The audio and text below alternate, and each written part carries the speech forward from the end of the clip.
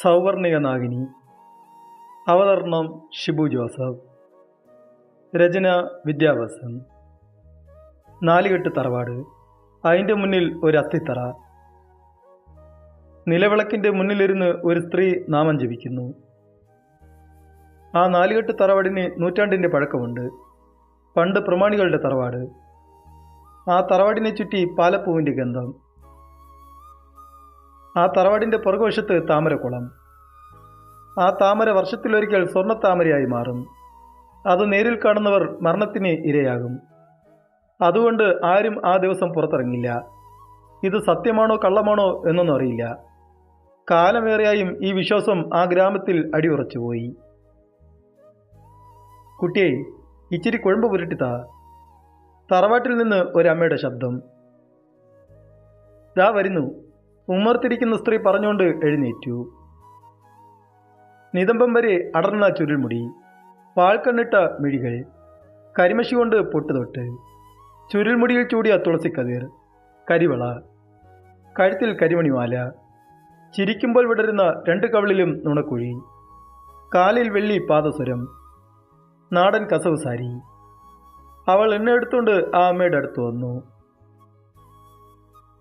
മോളെ ദേവു, ആ അമ്മ നേർത്ത സ്വരത്തിൽ വിളിച്ചു. ദേവശ്രീ. ആ അമ്മയ്ക്ക് കൂട്ട് അവൾ മാത്രമാണ്.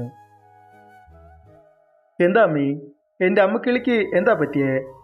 കാലിനെ മടിയിലെടുത്ത് വെച്ചുകൊണ്ട് അവൾ കുശലം ചോദിച്ചു. മക്കൾ വരുന്നു, നിർവികാരതയോടെ ആ അമ്മ പറഞ്ഞു. ആഹാ, നല്ല കാര്യമാണല്ലോ. അമ്മക്കിളിക്ക് അതിനാണോ ഈ മ്ലാനത? ഒന്ന് ചിരിക്ക് എൻ്റെ കല്യാണി അമ്മേ. കാലിനെ എടുത്ത് അവളുടെ മടിയിൽ വെച്ചുകൊണ്ട് ദേവു പറഞ്ഞു. ഈ തറവാടിനെ ഇടിക്കാനാണ് വരുന്നത്? അതിനിപ്പോൾ എന്താ അമ്മേ? അമ്മയുടെ മക്കളല്ലേ? ഇടിച്ച് വേറെ വീട് വെക്കട്ടമ്മേ. അല്ലേലും ഇത് നൂറ്റാണ്ട് മേലെയുള്ള തറവാടല്ലേ, ഒന്നിനും കൊള്ളില്ല. കാലിനെ തടയിക്കൊണ്ട് ദേവു പറഞ്ഞു. അപ്പോൾ എൻ്റെ മോൾക്കോ? ചുളിവ് വീണ കൈകൊണ്ട് അവളെ തലോടിക്കൊണ്ട് കല്യാണി ചോദിച്ചു. ആരോരുമില്ലാത്തവർക്ക് ഭഗവതി തുണ. ദേവു കാലിനെ തടയി കൊടുത്തുകൊണ്ട് പറഞ്ഞു.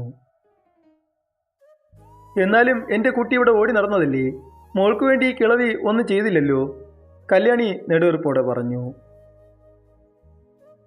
അമ്മക്കിളി, സങ്കടം വേണ്ട. എൻ്റെ വിച്ചോട്ടൻ എന്നെ വേളി ചാർത്താം എന്നല്ലേ പറഞ്ഞേ? അത് മതി എനിക്ക്.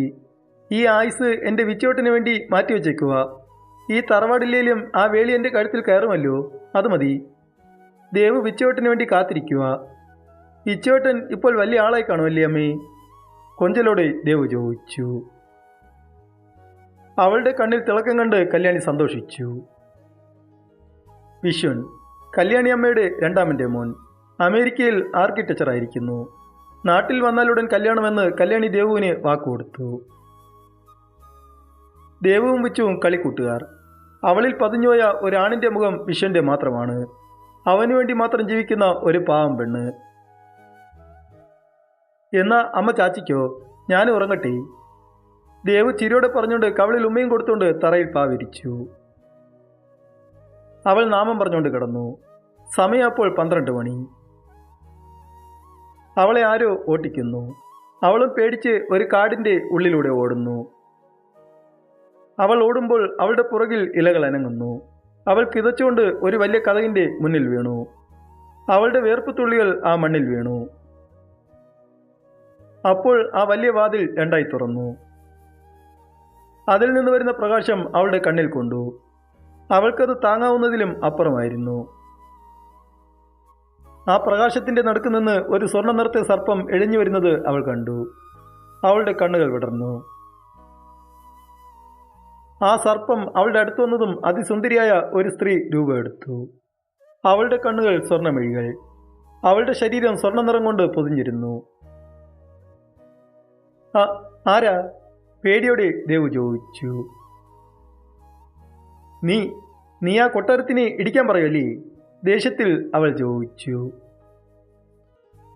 ദേവു പേടിയോടെ എഴുന്നേറ്റ് തിരിഞ്ഞോടാൻ പോയതും അവളെ ചുറ്റി നാഗങ്ങൾ വളഞ്ഞു. അവൾ പേടിയോടെ തിരിഞ്ഞു. ആ തറവാട് എൻ്റെയാ. അതിൽ നിന്ന് ഒരു കല്ലുപോലും എടുക്കാൻ വിടില്ല. നൂറ്റാണ്ടല്ല ആ തറവാടിന് പഴക്കം. 1000 ആണ്ടിന് മേലെയാണ് ആ തറവാടിൻ്റെ പഴക്കം. വിടില്ല ഒന്നിനെയും. അവളുടെ കണ്ണുകൾ സ്വർണ്ണ നിറത്തിലും അഗ്നിയായി ജ്വലിച്ചു. ദേവിയെ! ദേവു അലറി വിളിച്ചുകൊണ്ട് എഴുന്നേറ്റു. അവളുടെ ശബ്ദം കേട്ട് കല്യാണിയും എഴുന്നേറ്റു.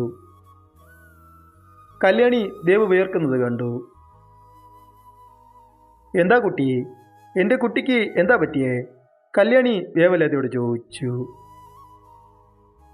ദേവുവിന് ഒന്നും സംസാരിക്കാനായില്ല. കുറച്ചു സമയത്തിന് ശേഷം, അമ്മേ, ഒരു വലിയ നാഗം എൻ്റെ മുന്നിൽ വന്നു, സ്വർണ്ണനാഗം. എന്നിട്ട് പെട്ടെന്ന് സ്ത്രീരൂപം എടുത്തു. ഈ തറവാടിനെ ഇടിക്കാൻ വിടില്ല, ഈ തറവാട് അവരുടേതാണ്, 100 ആണ്ടല്ല 1000 ആണ്ട് പഴക്കമാണ് എന്നൊക്കെ പറഞ്ഞു. കിതപ്പ് മാറാതെ ദേവു പറഞ്ഞു. കല്യാണി പേടിയോടെ എല്ലാം കേട്ടു. അമ്മേ, ദേവു മെല്ലെ വിളിച്ചു. എന്താണിത്? ഇതൊക്കെ സത്യമാണോ അതോ വേറെ സ്വപ്നമാണോ? പേടിയോടെ ദേവു ചോദിച്ചു. മോളെ, വെറും സ്വപ്നമാണ്. ഇതൊക്കെ ഈ കാലത്തും മോള് വിശ്വസിക്കുന്നല്ലോ. മോള് കിടന്നുറങ്ങ്. കല്യാണി അവളെ ആശ്വസിപ്പിച്ചു. ദേവുവും ഒന്നും മിണ്ടാതെ കിടന്നു. പക്ഷെ കല്യാണിയമ്മയുടെ ഹൃദയം പേടികൊണ്ട് വിറച്ചു. സൗവർണിക നാഗിനി. കല്യാണി പിറുറുത്തു. നേരം പുലർന്നു. ദേവു നേരത്തെ എഴുന്നേറ്റ് കുളക്കടവിലോട്ട് പോയി. ഇടക്കച്ച കൊടുത്ത് അവൾ കുളത്തിലിറങ്ങിയതും ആ കുളം സ്വർണ്ണ താമരയായി മാറി. ദേവു പേടിയോടെ പടി കയറി. അതിൽ നിന്ന് സ്വർണ്ണ നിറ സർപ്പം അതിഭയങ്കര വളർച്ചയോടെ അവളുടെ മുന്നിൽ വന്നിരുന്നു. ഞാൻ പറഞ്ഞത് ഓർമ്മയുണ്ടല്ലോ, ഈ തറവാട് അതെൻ്റെയാണ്. ഇടിക്കാൻ നോക്കിയാൽ ഭസ്മമായി പോവും. നിന്റെ അച്ഛൻ്റെ മരണം ഓർമ്മയുണ്ടല്ലോ അല്ലേ? ആ നാഗം പറഞ്ഞുകൊണ്ട് മറുപടിക്ക് കാത്തു നിൽക്കാതെ ആ കുളത്തിൽ പോയി. ദേവു പേടിയോടെ കുളക്കടവിൽ നിന്ന് ഓടി കിതച്ചുകൊണ്ട് കല്യാണിയുടെ അടുത്ത് വന്നു. അമ്മേ, രാത്രി സ്വപ്നത്തിൽ കണ്ട നാഗം ഇന്നെൻ്റെ മുന്നിൽ വന്നു. പേടിയോടെ ദേവു പറഞ്ഞു. മോളെ, വെറുതെ തോന്നലാകും. കല്യാണി അലസതയോടെ മറുപടി കൊടുത്തു. അല്ല, എൻ്റെ അച്ഛൻ്റെ മരണം ഓർമ്മയുണ്ടോ എന്ന് ചോദിച്ചു. മോളെ ദേവു, കല്യാണി അവളെ മെല്ലെ വിളിച്ചു. നീ കണ്ടതും കേട്ടതും ഒന്നും ആരോടും പുറത്തു പറയരുത്. ഇതോടെ വിടുക, കല്യാണി കൽപ്പിച്ചു. അപ്പോൾ ആ സ്വപ്നം? പേടിയോടെ ദേവു ചോദിച്ചു. മറന്നുകളെ, ഇതേക്കുറിച്ച് ഇനി ഇവിടെ സംസാരിക്കണ്ട, കല്യാണി ശാസനഭാവത്തിൽ പറഞ്ഞു. എന്നാലും അമ്മേ, ദേവു വാ തുറന്നതും. മതി, നിർത്ത്. കല്യാണിയുടെ സ്വരം കടുത്തിരുന്നു. ദേവു ഒന്നും മിണ്ടിയില്ല. ആദ്യമായി അമ്മയുടെ സ്വരം മാറിയത് അവൾ ഉണർന്നു. തുടരും.